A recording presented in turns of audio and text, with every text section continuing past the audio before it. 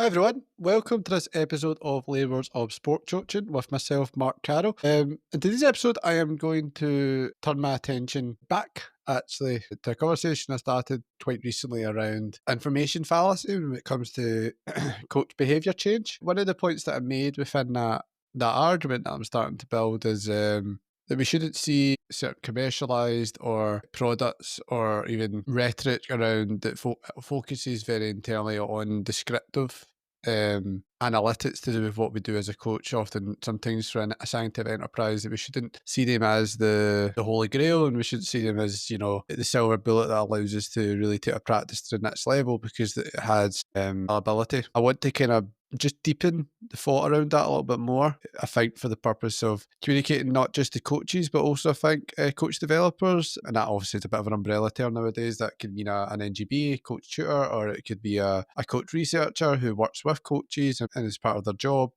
Part of my job, for example, to provide information to coaches as a means of understanding their practice. So I'm going to chat a little bit about that. It's not a observational bashing, but it is about looking at it critically and understanding why are we actually doing this, and how robust is this as a measure if we're not careful about some of the pitfalls that we quite easily land ourselves in when we are taking part in that exercise, sometimes through experience, sometimes I think through over trusting it as a mechanism. So I want to get into that with you. Just before I do, however, just the usual routine. If you are new to the podcast, welcome. Please subscribe and follow it, and even better rate it. And you can comment often as well, and these different platforms, which is really good. Great way just to engage with me. If you're a continued listener, so fantastic. Again, same principle applies. However, if you haven't quite yet managed to subscribe to the show, please do so. It just helps visibility. Just another reminder that that I'm still taking feedback on it. I'm always taking feedback on, but I'm in the middle of a bit of a period where I really do want to understand how the show is impacting you as a practitioner, in your actions, in your everyday practice. So maybe those of your organisation, and even about the way it's shaped your thinking somewhat with some of the topics that I've covered so far, either solo or with guests, and also to get your view a little bit on how you may want the podcast to grow as it moves forwards. The little form to access that won't take long at all. Very quick form to fill out is in the about section of the show. Without any further delay, let's get back to the topic at hand. I want to start by framing this around being a as I say, a healthy critique of coach observation. Okay, so let's chat about the benefits of coach observation. And I mean, I'm talking about benefits here. The first point has a little bit to do with the information you get back. So it's a very efficient way often to get numerical data, certainly when you're using like systematic observation tools where you can track and actually, assign a number to how often something has been seen, or even in how you rate a behaviour. Even better often, I think, where you can rate things a little bit more. So there's some more of the subjectivities brought to the forefront, that's required, I believe. But it does allow, and certainly in the case of systematic review, to get numerical data, which can be quite helpful. If, let's say, you're also taking field notes or someone else is taking field notes of you, you can record, you can observe yourself, you can listen back and watch back.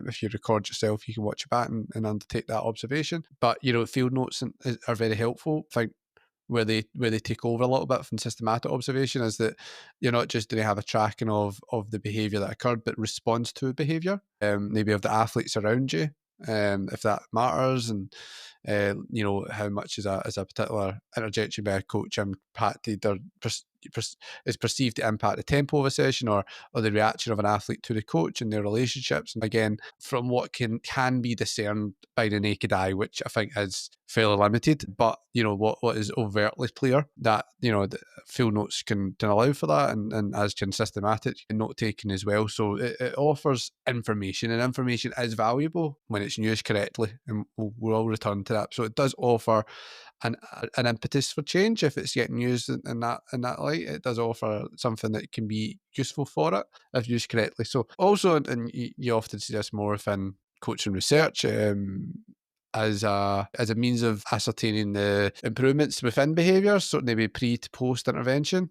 It's useful for that because it offers a comparison of sorts. Again, does any one coaching session remain the same in order for us to actually control for enough that to fully discern what is actually improvement pre to post, but that's questionable. Again, we'll touch on that, but it is again something that offers a means of trying to figure out something and start a sense making journey in that context as well. If you are trying to maybe go through a period of training, either yourself or with a coach, then retest behaviour and see if there has been an improvement. It can also, I think, to some degree, offer a bit of a needs assessment, and this might even fall in to maybe the last point I made there at the start of intervention.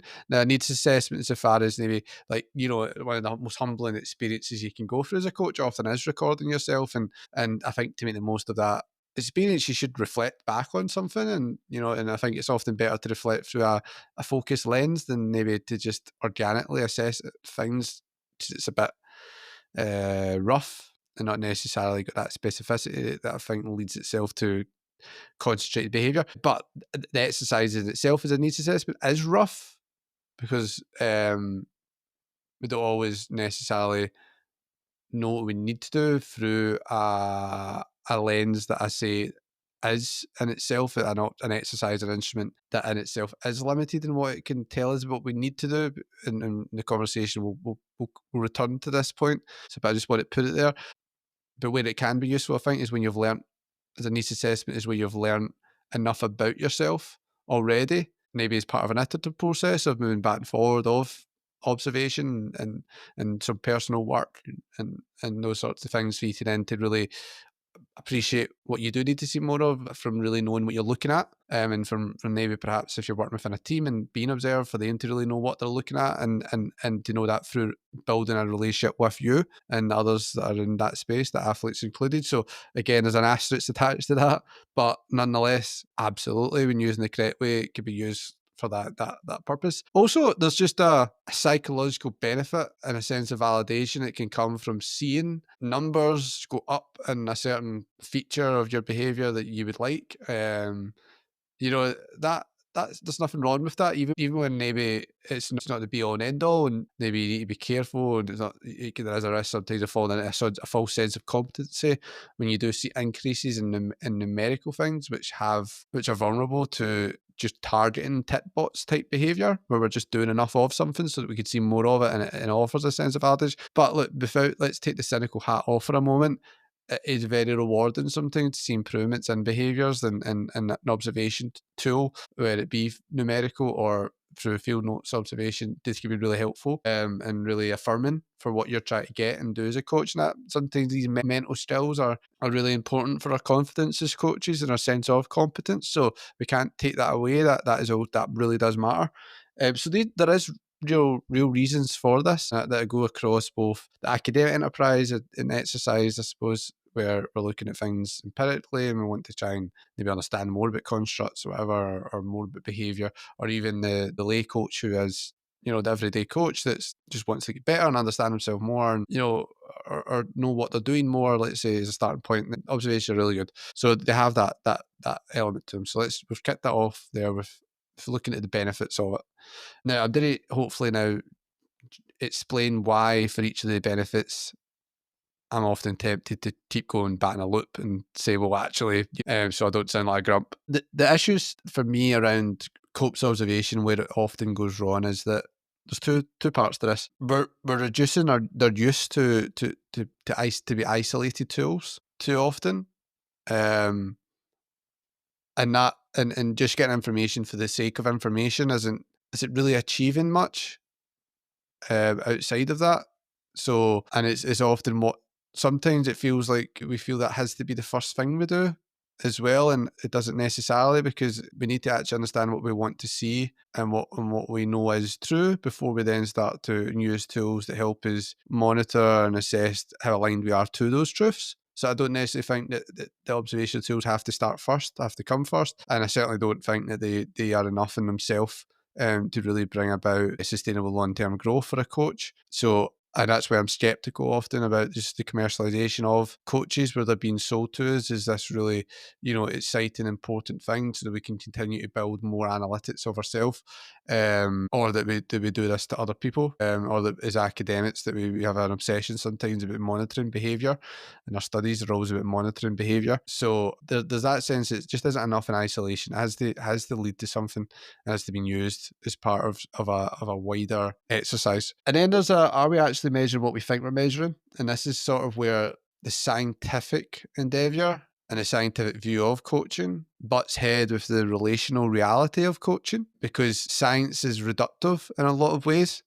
Objective science that is often clothed in this sort of veil of credibility, most times anyway, is trying to reduce behaviour. It's something that, by virtue of being trackable, has to be stripped apart of all context. And what is coaching without context? What on earth is coaching meant to be without context of the situation, of the athlete, of the coach, of what is required, of the time, the setting, of the various forms of which behaviour manifests, how behaviour presents itself. So there's a real issue there, because people are complicated, and coaching as a social exercise is innately complicated and not, in my opinion, reducible by scientific means. So that is where we have clashes. Okay, so let's maybe touch on the different strands of how the clashes are. Okay, so there's the fact that, and this is particularly the case where there's an independent observer. So you might get this in an NGB, or it might be the researcher that comes in for an afternoon. They aren't privy to the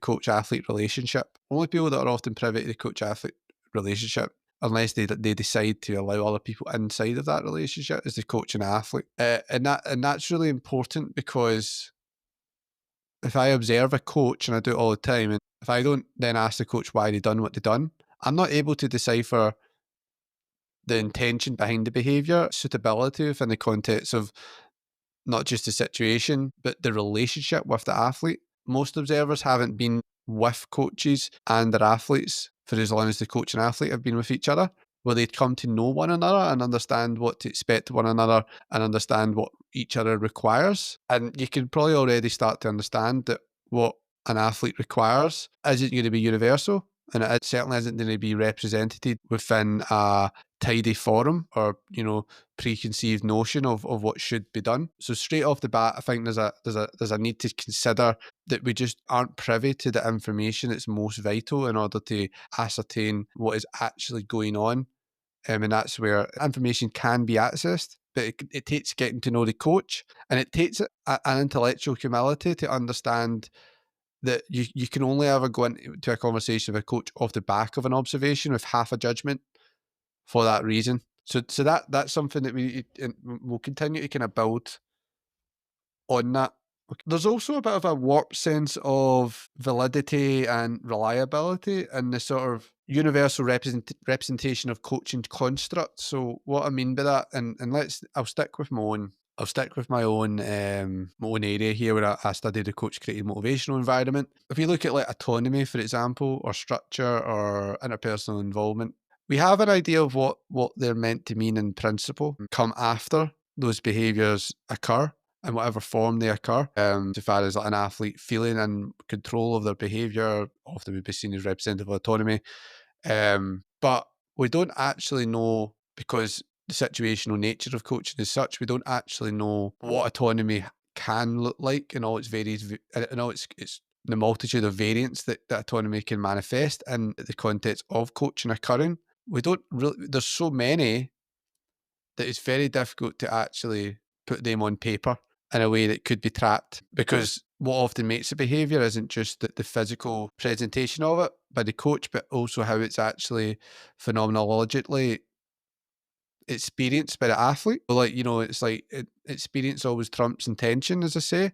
And then if we kind of add that in with the fact that we can never fully be privy to the intricacies of and the idiosyncrasies of the coach athlete relationship for any one relationship, any one dyad, any one coach to team relationship, because we're not involved, we're not in it. We have to recognise that even though we're perhaps using a pre-validated tool, or a tool that's went through, in academic quarters, we do like testing of tools that are used to track behaviours like inter-observer reliability, where like maybe two people would observe something multiple times and see if they come out with the same scores, or um, intra-observer reliability, with the same one person observes things multiple times and see if there's a sense of stability in how they see things and store things. And the validity of these tools as well as constructs. They're often wedded to a framework, which in itself is always devoid of reality anyway. So there is a sense that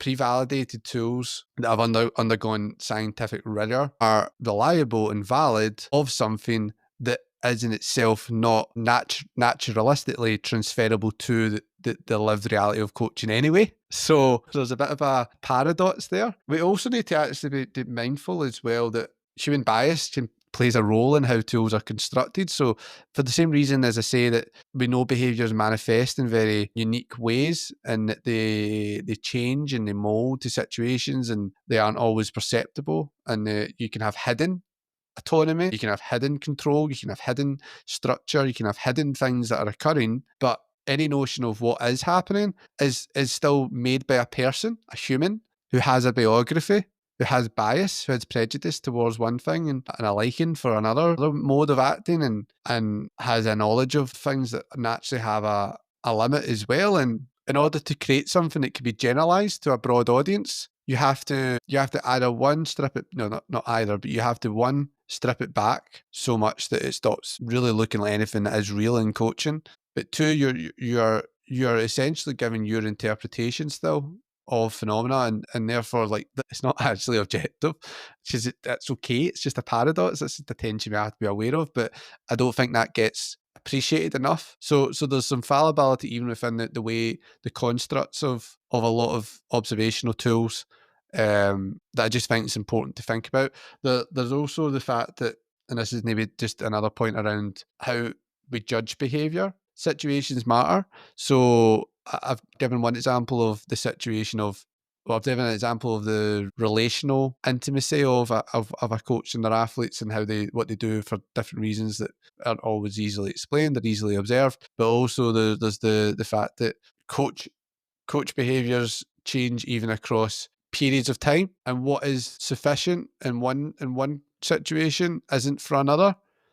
It's like, a coach working with an athlete in training, or perhaps even a coach working with athletes in pre-season, might offer more autonomy, might pedagogically allow for more creativity. And notice as well that the fact the situation is complicated further, if I actually consider interpersonal coaching versus pedagogical coaching, what's pedagogically correct to do, like drilling, and quite a coach directive led way of behaviour occurring, is interpersonally in a space that isn't judged very favourably, because it's then seen as oftentimes controlling. And that's another thing, not many observers are able to, I think, differentiate fully from structure and control, because just offering an environment that's conducive to learning isn't always the same as minimalising the athlete's voice within that environment and actively obstructing that.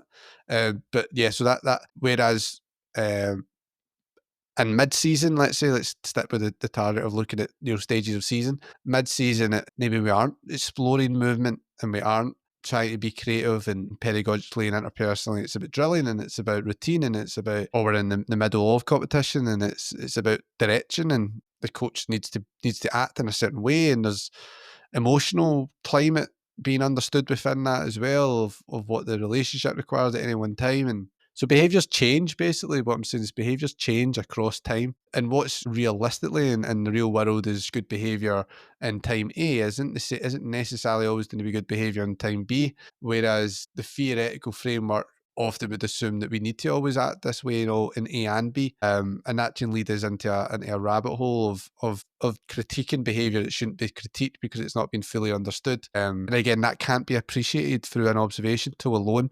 That's just not enough in itself. It can't understand that. And the issue is that if we're not careful and educated in how we look at observation tools, we aren't able to apply that level of discernment and how we judge what the numbers on our clipboard are telling us, or how we judge what our field notes are leading us to believe. So they things matter. That just matters a lot.